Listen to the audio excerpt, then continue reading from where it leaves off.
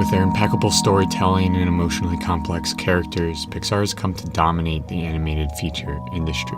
And in spite of their child-oriented narratives, the movie-making powerhouse imbues each of their movies with a certain maturity.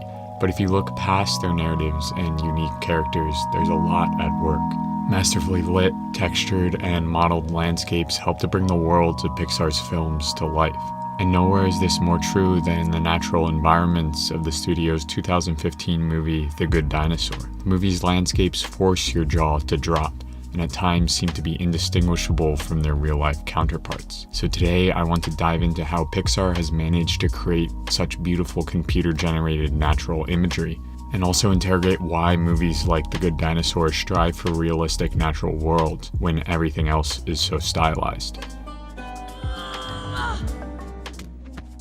In part, the photorealism of The Good Dinosaur's landscapes can be attributed to extensive location scouting and geological research. The movie's director and some of the crew spent time exploring the wilderness areas in and around Jackson, Wyoming, in hopes of gaining inspiration for the movie's imagery and tone. And Wyoming's natural vistas clearly made their mark.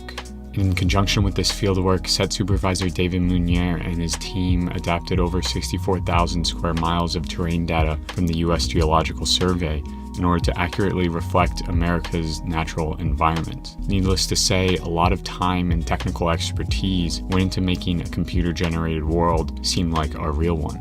But the natural landscapes that the protagonist Arlo traverses aren't just there to look pretty. They actually play a key role in shaping the emotional themes of the movie. Indeed, the environments of The Good Dinosaur demonstrate the visual power of nature to imbue scenes with emotion. And speaking about the movie's environments, director of photography Sharon Callahan notes, "We want to support the film emotionally. It's more than just the light. It's how the weather and the colors and everything makes you feel." And you see this use of landscape to create sentiment in shots like this. Here, Arlo finally realizes just how far from home he really is.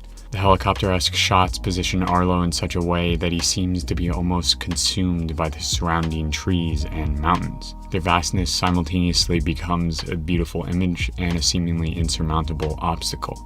So, just by seeing the endless expanse of trees, we immediately empathize with Arlo's dire situation. The photorealism of The Good Dinosaur's landscape also lends a certain reality and urgency to Arlo's world. Because we can almost reach out and touch the swaying trees or flowing water, the movie gains a physicality despite the stylized aesthetics of its characters. Callahan reveals that Pixar wanted the movie to be believable. If Arlo fell and hit his knee, it would hurt. That the water seems cold, that you can breathe the air and feel the wind. So Callahan lends authenticity and tangibility to an otherwise supernatural world by placing the protagonists in photorealistic environments that echo ones many of us have experienced. Thus, when we see the computer-rendered image of Clawtooth Mountain, we know what that might feel like because we've seen or experienced the Tetons in Wyoming. Or when we watch Arlo and his friends wrangle a herd of longhorns, we're reminded of imagery of buffalo roaming the Midwestern plains and can immediately conjure up the smell of dust in the air or the sight of a wide open sky. Ultimately, The Good Dinosaur's groundbreaking natural elements reveal a common theme among movies that invest time in highlighting the grandeur of the protagonist's surroundings. It not only shows that nature imagery can at times capture the essence of emotions more effectively than any dialogue ever could, but it also lends a realism to an otherwise unreal experience.